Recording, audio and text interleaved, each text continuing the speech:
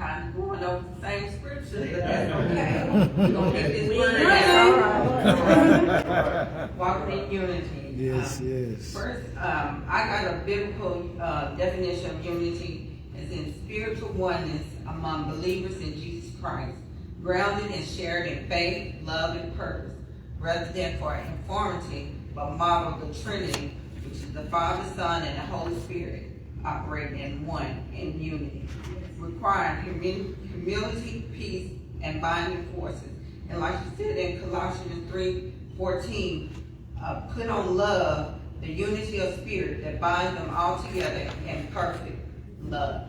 So when I think of unity, I think about the body of Christ as one. And coming from 1 Corinthians, the 12th chapter, verses 12 to 21, it says, just as the body, though one, has many parts, but all many parts form one body. So it is with Christ, for we are all baptized by one Spirit, so that form one body, whether Jew or Gentile, saved or free, we are all given one Spirit to drink. Even so, the body has been now made one part, but many members.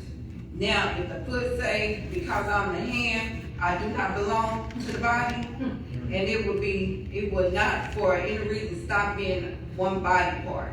And if the ear should say, but I am not an eye, I do not belong to the body, it would not for any reason stop being part of the body.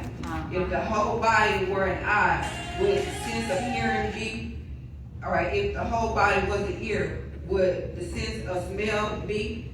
But in fact, God placed the parts in the body, every one of them, just as he wanted them to be. If there were all one part, there would be that body. As is, there is many parts, but one body.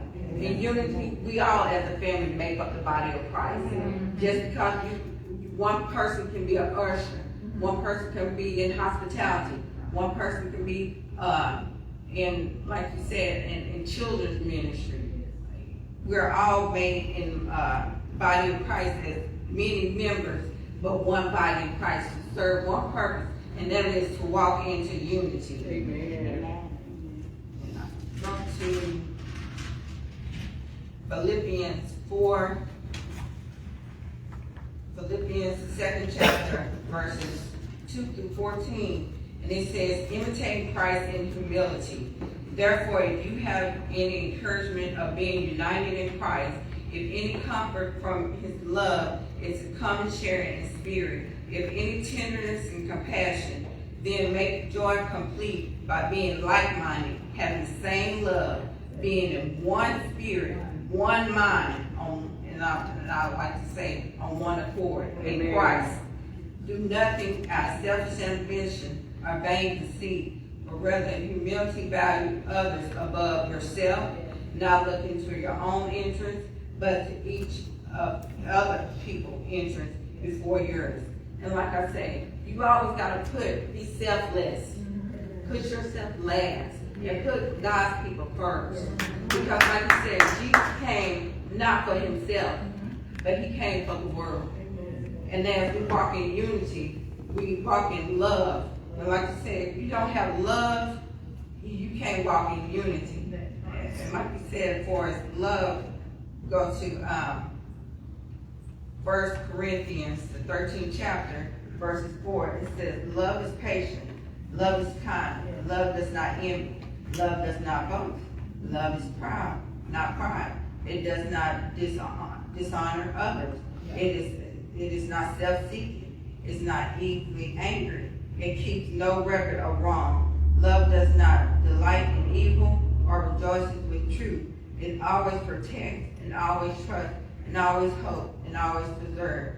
And as we look out for one another, like I said, if someone has a fault with them, don't just talk about it. Pray for that person. We are being one like-minded as Christ, because as Christ has loved us, and God was patient with us, and he brought us out of darkness into his marvelous light.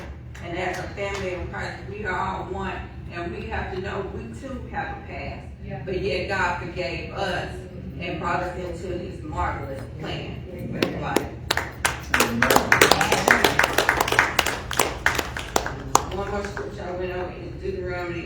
and it speaks about how one of us can chase 1,000 and two can put 10,000 to flight. Exactly. Like you say, it's not a matter of quantity, it's about quality. Amen. And spirit. So that's all I got. Amen.